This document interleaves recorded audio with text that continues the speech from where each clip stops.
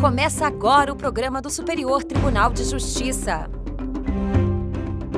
Olá, seja muito bem-vindo. Eu sou Damares Bubans e o STJ Notícias está no ar. Ex-empregado não pode permanecer em plano de saúde coletivo cancelado pela empresa. Não há prazo determinado para ajuizamento de ação coletiva de consumo.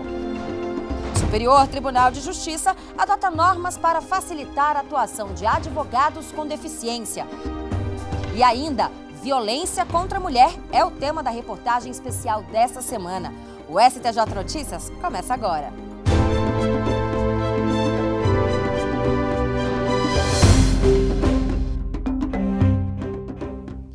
Uma palavra ofensiva, um empurrão, agressões físicas. Até que um dia, a mulher é assassinada. Dados do Instituto de Pesquisa Econômica e Aplicada, o IPEA, mostram que a taxa de feminicídios cresceu acima da média nacional em 2017. Enquanto o número geral de homicídios no país aumentou 4,2% na comparação 2016-2017, a taxa que conta apenas as mortes de mulheres cresceu 5,4%. Violência contra a mulher é o tema da reportagem especial de hoje. Vamos mostrar como funcionam as políticas públicas e o que o Judiciário tem feito para dar mais eficiência aos mecanismos de proteção à mulher. Começaram primeiro com palavras, com xingamentos, com ameaças também de coisas que eu não fazia, que eu não participava.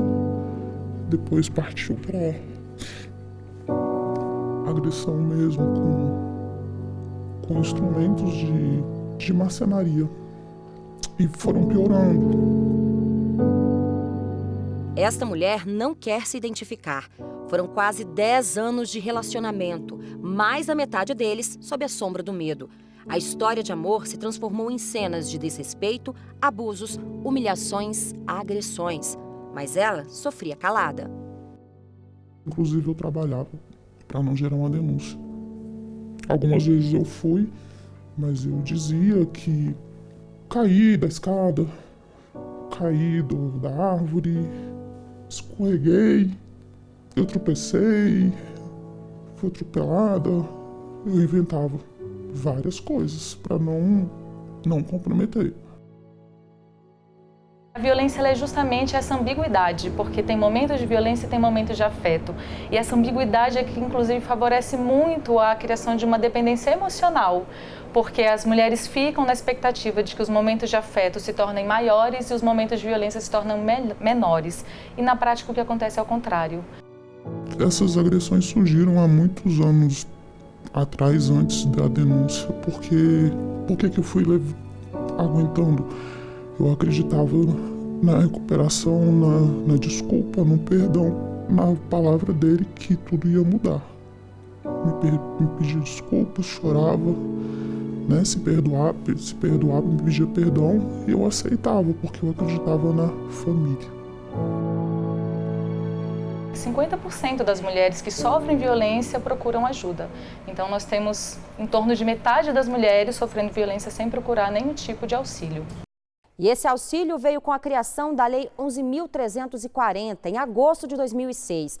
A Lei Maria da Penha trouxe uma série de inovações com o objetivo de proteger a mulher contra qualquer tipo de violência que agrida a integridade física e psíquica. Mas mais que isso, o texto veio com a missão de pôr fim a uma cultura de gênero, seja ela patrimonial, psicológica, moral, física ou sexual.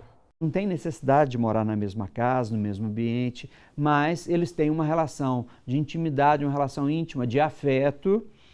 Se há algum episódio de violência contra uma mulher baseada na questão de gênero, aplica-se a Lei Maria da Penha.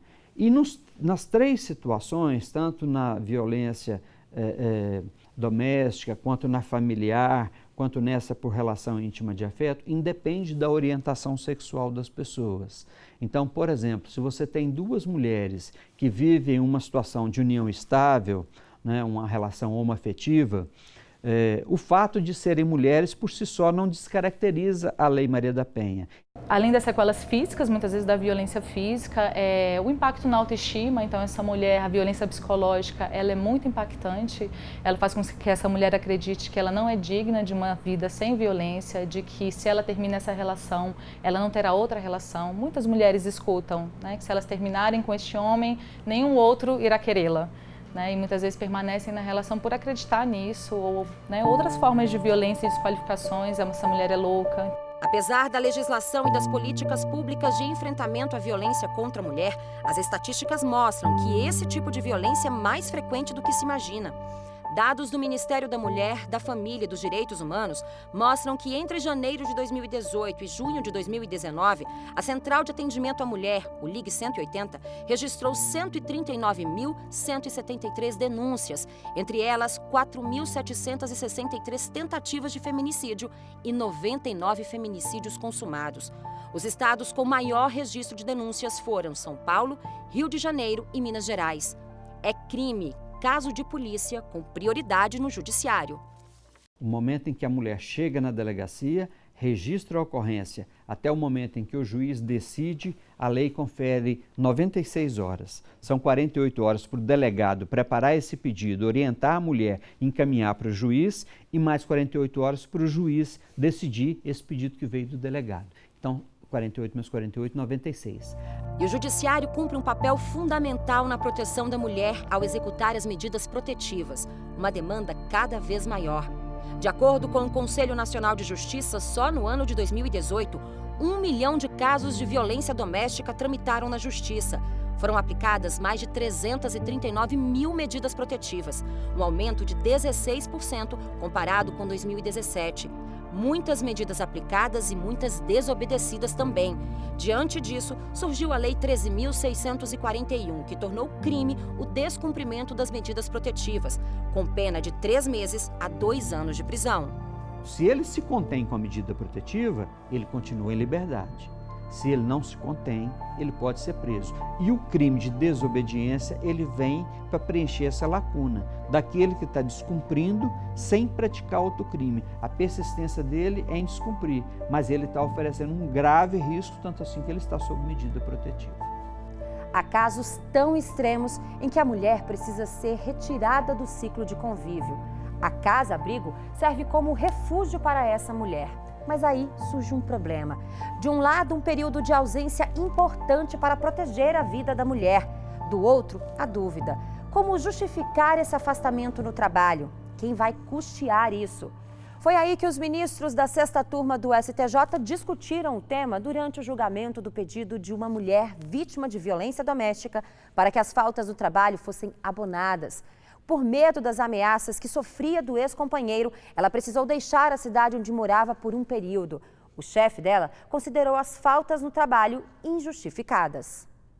No julgamento, o relator, ministro Rogério Schietti Cruz, comparou as situações que ofendem a integridade física ou psicológica da vítima à enfermidade da segurada, o que justifica o direito ao auxílio-doença, seguindo a Constituição, que prevê que a assistência social será prestada a quem dela precisar.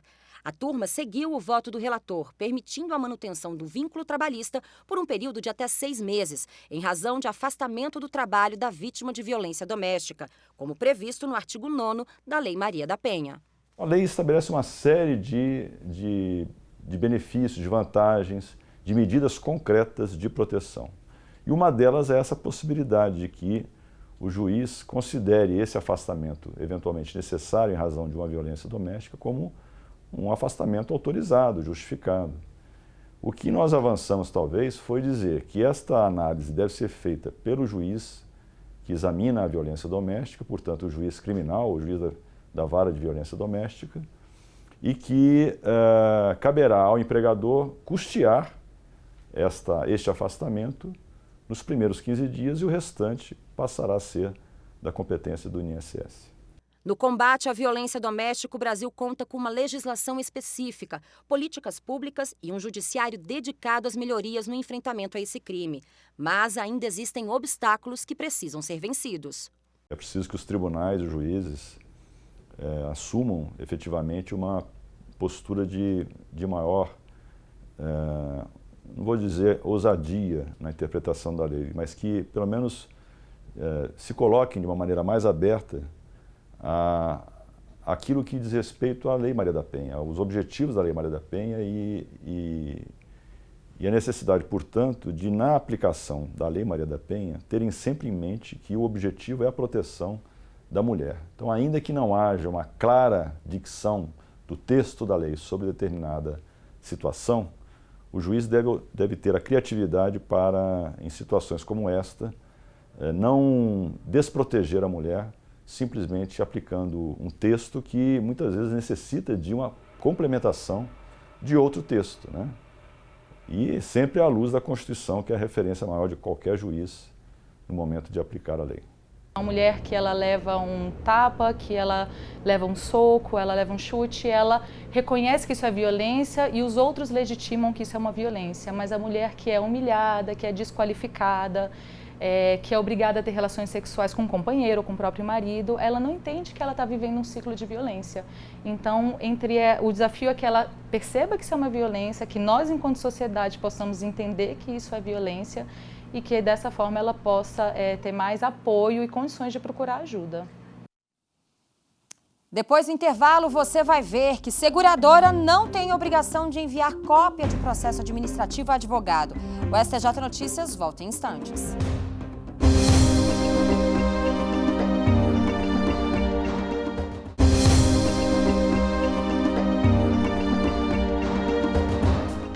O STJ Notícias está de volta e é hora do nosso giro de notícias. Nós vamos saber os principais destaques da semana no STJ com a nossa equipe de reportagem. E a gente começa com uma decisão da terceira turma. O colegiado decidiu que é possível incluir o custeio de um procedimento por parte da operadora do plano de saúde na base de cálculos dos honorários advocatícios sucumbenciais. Samanta Peçanha, explica melhor isso pra gente. Olha, Damares, antes de mais nada, o honorário de sucumbência é o valor que o advogado recebe, mas que é pago pela parte que perde a ação. No processo, os advogados do cliente pediram o pagamento dos honorários de sucumbência no percentual de 15% sobre o valor total da condenação contra o plano de saúde. E essa condenação abrange danos morais e o custeio do procedimento cirúrgico pedido na ação. A operadora recorreu, alegando excesso de execução, uma vez que, para ela, o cálculo deveria ser feito apenas sobre o valor dos danos morais. O Tribunal de Justiça do Rio Grande do Sul acatou o recurso do plano de saúde. Mas aqui no STJ, a relatora ministra Nancy Andrighi observou que no Código de Processo Civil de 1973 ficou estabelecido que os honorários de advogado serão fixados entre 10% e 20% sobre o valor da condenação. A ministra destacou que o plano, além de fornecer a cobertura pedida, deve pagar o valor decidido na compensação dos danos morais. Por conta disso, os honorários devem ser calculados sobre ambas as condenações. Volto com você, Damares. Obrigada, Samanta. Por unanimidade, a sexta turma substituiu a prisão preventiva do ex-governador do Rio de Janeiro, Luiz Fernando de Souza, o Pezão, por medidas cautelares alternativas. Quem tem os detalhes dessa decisão é o repórter Jesus Mosquera. Damares, entre as medidas cautelares que o ex-governador vai ter que cumprir estão a proibição de sair do Rio de Janeiro sem autorização, o recolhimento domiciliar noturno, a proibição de ocupar cargos ou funções públicas no estado ou no município do Rio de Janeiro enquanto durar o processo e o monitoramento eletrônico por tornozeleira. Ao justificar a aplicação das cautelares, o relator, ministro Rogério Schietti Cruz, considerou que não há indicativos concretos de pretensão de fuga ou de tentativa de interferência nas investigações por parte do ex-governador. Pezão foi preso em novembro de 2018 durante a Operação Boca de Lobo, por decisão do ministro do STJ, Félix Fischer. Segundo o Ministério Público Federal, o político manteve o funcionamento da organização criminosa chefiada pelo também ex-governador do Rio de Janeiro, Sérgio Cabral, dando prosseguimento à cobrança de 5% de propina nos grandes contratos firmados pelo governo estadual. O MP denunciou o Pezão pelos crimes de corrupção ativa, corrupção passiva, lavagem de dinheiro e organização criminosa. Obrigada, Jesus. E agora nós vamos para a Corte Especial falar com a repórter Jéssica Castro. O que você tem pra gente? Damares, por maioria de votos, os ministros da Corte Especial aqui do STJ decidiram que, havendo duas decisões judiciais sobre o mesmo tema com entendimentos divergentes, ainda que tendo as mesmas partes e objetivos, deve prevalecer decisão que transitou em julgado por último. O relator do caso, ministro Og Fernandes, destacou que há no STJ o entendimento de que a sentença transitada em julgado por último implica a negativa de todo o conteúdo decidido no processo anterior. De acordo com o voto do relator, que foi seguido pela maioria dos ministros, deve-se privilegiar a coisa julgada que foi formada por último, enquanto ela não for desconstituída por ação rescisória. Obrigada, Jéssica. Obrigada a todos. E se você quiser saber mais detalhes destas decisões, é só acessar o site do STJ. O endereço é este que está aí na tela. Bom, a terceira turma do Superior Tribunal de Justiça negou o recurso especial que questionava a exclusão de um segurado após o cancelamento do contrato de plano de saúde coletivo pela empresa. Um homem foi demitido sem justa causa de uma associação onde trabalhou entre 1988 e 2005. Apesar do fim do vínculo empregatício, ele permaneceu no plano de saúde, pagando regularmente até 2015, quando a associação rescindiu o contrato coletivo com a operadora. No recurso ao STJ, o ex-empregado alegou ter contribuído com o plano por mais de 10 anos e, por isso, teria direito de manter a assistência médica. Mas o pedido foi negado pela terceira turma. A relatora, ministra Nancy Andrighi, explicou que a exclusão do beneficiário de plano de saúde coletivo após o fim do contrato com a operadora está previsto em lei e em resolução da Agência Nacional de Saúde Suplementar, a ANS. Este advogado explica que todo trabalhador que possui mais de 10 anos de contribuição e for demitido sem justa causa tem direito de permanecer no plano de saúde.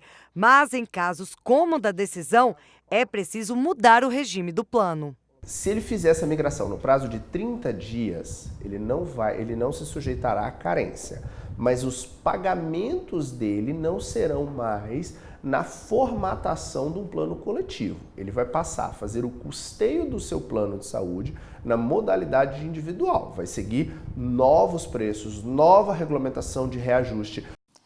A primeira turma do STJ decidiu que imóvel alugado usado por representante de consulado não tem isenção de IPTU. Em decisão unânime, a primeira turma do STJ entendeu que a isenção tributária prevista na Convenção de Viena sobre relações consulares não se aplica a imóvel alugado para servir de residência oficial a representante de consulado. O colegiado concluiu que a isenção fiscal só pode ser concedida aos imóveis que Estado estrangeiro seja proprietário, uma vez que no Brasil a responsabilidade sobre o IPTU é do dono do imóvel. O caso analisado é de uma ação que pedia a isenção de IPTU com base na Convenção de Viena sobre relações consulares. O imóvel em questão havia sido alugado para representante do consulado da Turquia em São Paulo e foi usado como residência oficial. A Justiça Paulista não aceitou o recurso, por entender que só há isenção do IPTU quando o Estado que envia o representante é o proprietário do imóvel. No recurso ao STJ, o titular da ação alegou que o imóvel alugado estaria amparado pela isenção prevista na Convenção Internacional e pediu a devolução do valor pago durante a vigência do contrato de locação. Mas o relator do caso no tribunal, ministro Gurgel de Faria, esclareceu que o decreto que prevê a isenção de tributos aos consulados não contempla imóvel alugado. O ministro destacou ainda o argumento apresentado pelo município de que o recorrente não teria nem mesmo legitimidade para juizar a ação, pois não poderia pleitear direito alheio, que no caso é a isenção destinada ao proprietário do imóvel. Superior Tribunal de Justiça decide que seguradora não é obrigada a enviar cópia de processo administrativo para advogado. Os ministros da terceira turma analisaram um caso que começou com um pedido de um advogado. Ele tem escritório no Paraná e pediu à seguradora para enviar o processo administrativo em que foi negada a indenização do seguro DPVAT a uma cliente dele, vítima de acidente de trânsito. A seguradora, que fica em Sergipe, não atendeu a solicitação. Diante da recusa, o advogado entrou na justiça, conseguiu uma decisão favorável em primeira instância e o processo administrativo finalmente foi enviado. O juiz também condenou a seguradora a pagar honorários advocatícios sucumbentes sucumbenciais, que são devidos à parte vencedora. A seguradora recorreu ao Tribunal de Justiça de Sergipe e a sentença foi reformada. O advogado, na tentativa de restabelecer a sentença, recorreu ao STJ. Mas os ministros confirmaram o acórdão do TJ estadual. Segundo o relator, ministro Paulo de Tarso Sanseverino, não há no ordenamento jurídico norma que obrigue a seguradora a encaminhar documentos para o escritório de advocacia que patrocina a segurada. Na verdade, apontou o ministro, o direito dos advogados é o de ter acesso aos autos de qualquer processo, administrativo ou judicial. O Superior Tribunal de Justiça adota normas para facilitar a atuação de advogados com deficiência. É depois do intervalo, não sai daí.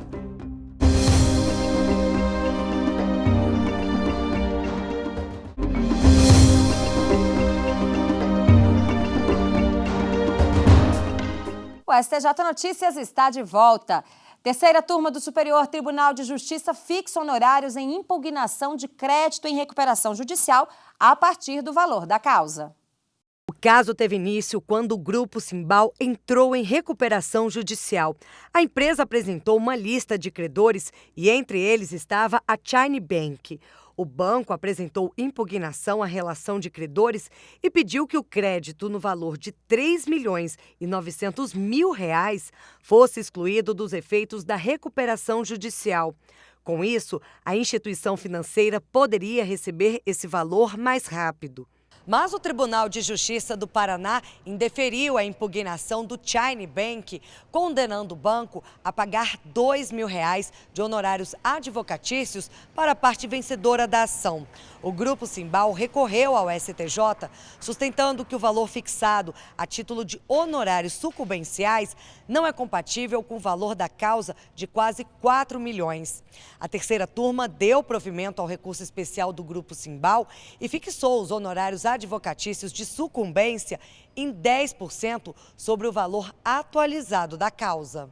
De acordo com o relator, ministro Marco Aurélio Belize, pelas regras do atual CPC, as hipóteses de aplicação do critério equitativo ficaram restritas àqueles casos em que seja inestimável ou irrisório o proveito econômico, ou ainda quando o valor da causa for muito baixo, desde que não seja possível o cálculo percentual sobre o valor da condenação, o proveito econômico obtido ou o valor atualizado da causa.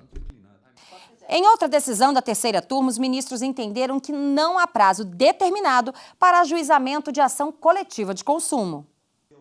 Por unanimidade, os ministros do STJ entenderam que a ação coletiva de consumo não se sujeita a prazo prescricional de 5 anos, fixado na Lei 4.717 de 1965. Para a turma, não há prazo para o exercício do direito subjetivo público e abstrato de agir relacionado a esse tipo de ação. O Ministério Público de Pernambuco ajuizou a ação coletiva de consumo para questionar a venda de suplemento alimentar sem registro na Anvisa e a prática de propaganda enganosa, uma vez que o produto é apresentado ao público como se tivesse propriedades medicinais. A Justiça pernambucana condenou o laboratório a pagar R$100 mil em danos morais coletivos e a reparar os danos morais e materiais de forma individual a cada consumidor. Além disso, a empresa não poderia mais comercializar o suplemento nem fazer propaganda enganosa. No STJ, a empresa alegou que a denúncia ocorreu em 2003, mas a ação só foi ajuizada em 2009, mais de 5 anos depois. Porém, a relatora do caso, ministra Nancy Andrighi, explicou que, embora a jurisprudência do STJ aplique por analogia o prazo de 5 anos do artigo 21 da Lei da Ação Popular para a ação coletiva de consumo, o emprego da analogia nesse caso é indevido em razão da diversidade de objetos e causas de pedir de cada uma dessas ações. Para ela, submeter a ação coletiva de consumo a prazo determinado tem como única consequência impor aos consumidores o ajuizamento de ações individuais. O Superior Tribunal de Justiça deu mais um passo importante para ampliar a acessibilidade dos serviços e instalações ao estabelecer normas especiais para facilitar a atuação de advogados com deficiência. Acessibilidade é mais do que vencer barreiras físicas. Então é cultural, o país tem que investir na cultura, mostrar que o deficiente é tão igual quanto o dito normal. Só que tem a sua limitação. É isso o que a Instrução Normativa 19 de 2019 do STJ coloca em prática. A Lei Brasileira de Inclusão obriga todo órgão público a ter pelo menos uma entrada acessível. O STJ já tem 2 prontas e a terceira está em construção. A nova Sala dos Advogados nasceu com este conceito. É possível peticionar e fazer reuniões sem obstáculos para a circulação de pessoas com mobilidade reduzida. Há melhorias em todo o STJ. Elevadores com informações em braille, catracas eletrônicas no lugar das antigas roletas, carrinhos elétricos recém-comprados e, claro, rampas de acesso. A gente pensa acessibilidade só para a pessoa com deficiência. Digamos que eu quebrei meu pé, sou advogada e eu preciso fazer uma sustentação oral. O fato de eu ter a tribuna mais baixa possibilita que eu possa fazer a sustentação oral de forma mais confortável. Se eu sou uma pessoa idosa, não sou uma pessoa com deficiência, mas sou uma pessoa idosa, aquele local mais baixo possibilita também. O STJ já vem realizando mudanças em benefício de servidores, colaboradores e público externo, mas essa nova instrução normativa tem foco nos advogados.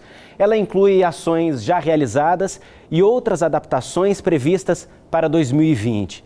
Nas salas de julgamento, por exemplo, a sustentação oral já pode ser feita tanto em pé quanto sentado, com auxílio de um computador com suporte articulado que se adapta à posição do advogado.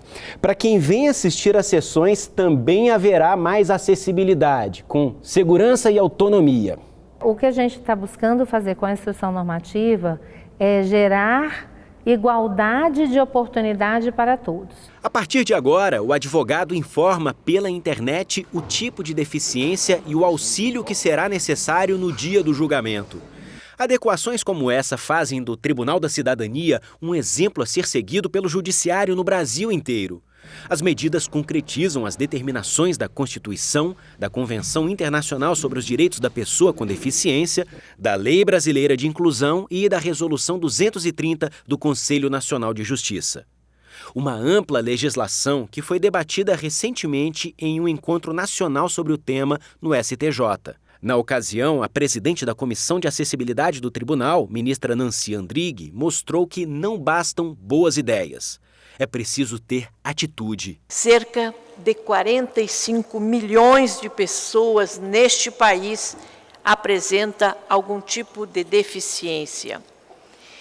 1.000 advogados cegos inscritos na Ordem dos Advogados do Brasil.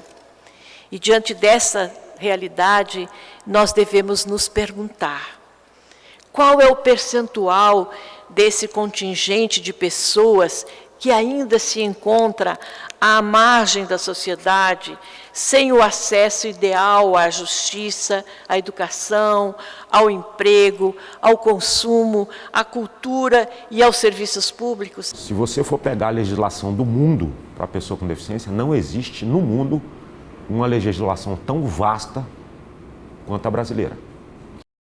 O STJ Notícias desta semana chegou ao fim e este foi o nosso último programa do ano. Mas durante o recesso forense você vai poder rever os melhores programas de 2019. Você também pode acompanhar o que acontece aqui no tribunal pelas redes sociais ou pela página do STJ na internet. Meu muito obrigada pela companhia e nós nos vemos de novo em fevereiro. Boas festas, tchau!